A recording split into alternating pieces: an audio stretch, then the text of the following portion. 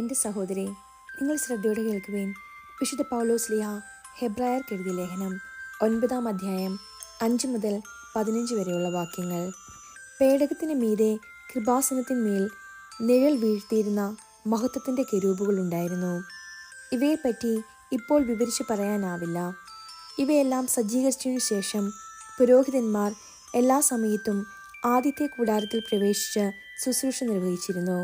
രണ്ടാമത്തെ കൂടാരത്തിലാകട്ടെ പ്രധാന പുരോഹിതൻ മാത്രം തനിക്ക് വേണ്ടിയും ജനത്തിൻ്റെ തെറ്റുകൾക്ക് വേണ്ടിയും അർപ്പിക്കാനുള്ള രക്തവുമായി ആണ്ടിലൊരിക്കൽ പ്രവേശിക്കുന്നു. ഈ കാലഘട്ടത്തിൻ്റെ പ്രതീകമായ ആദ്യത്തെ കൂടാരം നിലനിൽക്കുന്നിടത്തോളം കാലം ശ്രീകോവിലിലേക്കുള്ള പാത തുറക്കപ്പെട്ടില്ലെന്ന് പരിശുദ്ധാത്മാവ് ഇതിനാൽ വ്യക്തമാക്കുന്നു. അർപ്പിക്കുന്നവൻ്റെ അന്ധകരണത്തെ വിശുദ്ധീകരിക്കാൻ കഴിവില്ലാത്ത കാഴ്ചകളും ബലികളുമാണ് ഇപ്രകാരം സമർപ്പിക്കപ്പെടുന്നത്. നവീകരണ കാലം വരെ നിലവിലിരുന്ന ഭക്ഷണപാനീയങ്ങൾ, പലവിധ ക്ഷാളനങ്ങൾ എന്നിങ്ങനെ ശാരീരിക നിയമങ്ങളോട് മാത്രമേ അവയ്ക്ക് ബന്ധമുള്ളൂ. എന്നാൽ വരാനിരിക്കുന്ന നന്മകളുടെ പ്രധാന പുരോഹിതനായി ക്രിസ്തു പ്രത്യക്ഷപ്പെട്ടു.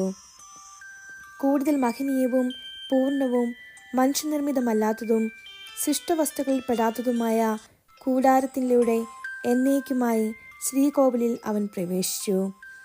അവൻ അവിടെ പ്രവേശിച്ച് നിത്യരക്ഷ സാധിച്ചത് കോലാടുകളുടെയോ കാളക്കിടാക്കളുടെയോ രക്തത്തിലൂടെയല്ല, സ്വന്തം രക്തത്തിലൂടെയാണ്.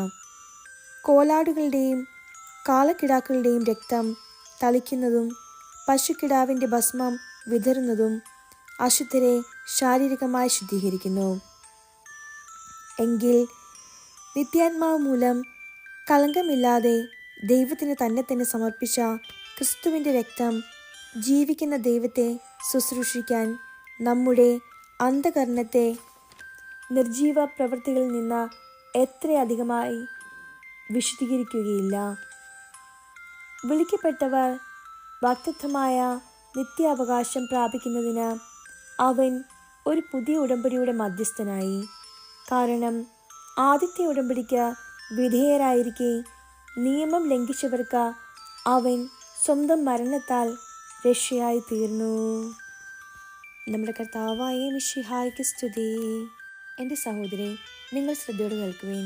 വിശുദ്ധ യോഹന്നാൻ അറിയിച്ച സുവിശേഷം 2-ാം അധ്യായം 13 മുതൽ 22 വരെയുള്ള വാക്യങ്ങൾ.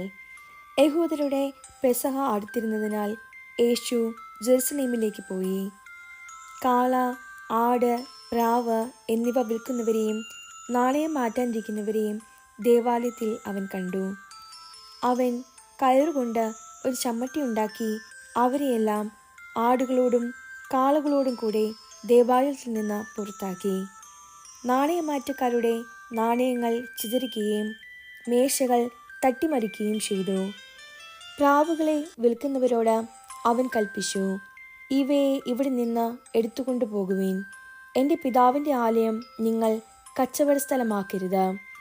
അവിടുത്തെ ആലയത്തെക്കുറിച്ചുള്ള തീഷ്ണത എന്നെ വിഴുങ്ങിക്കളയും എന്നെഴുതപ്പെട്ടിരിക്കുന്നത് അപ്പോൾ അവൻ്റെ ശിഷ്യന്മാർ അനുസ്മരിച്ചു.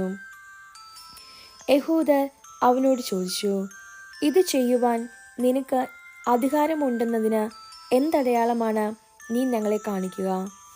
യേശു മറുപടി പറഞ്ഞു, നിങ്ങൾ ഈ ദേവാലയം നശിപ്പിക്കുക, 3 ദിവസത്തിനകം ഞാൻ അത് പുനരുദ്ധരിക്കും. യഹൂദർ ചോദിച്ചു, ഈ ദേവാലയം പണിയുവാൻ 46 സംവത്സരമെടുത്തു. വെറും 3 ദിവസത്തിനകം നീ അത് പുനരുദ്ധരിക്കുമോ? എന്നാൽ അവൻ പറഞ്ഞത് തൻ്റെ ശരീരമാകുന്ന ആലയത്തെ പറ്റിയാണ്. അവൻ മരിച്ചവരിൽ നിന്ന് ഉയിർപ്പിക്കപ്പെട്ടപ്പോൾ അവൻ്റെ ശിഷ്യന്മാർ അവൻ ഇത് പറഞ്ഞിരുന്നുവെന്ന് ഓർമ്മിക്കുകയും അങ്ങനെ വിശുദ്ധ ലിഖിതവും യേശു പ്രസ്താവിച്ച വചനവും വിശ്വസിക്കുകയും ചെയ്തു. നമ്മുടെ കർത്താവായ മിശിഹായ്ക്ക് സ്തുതി.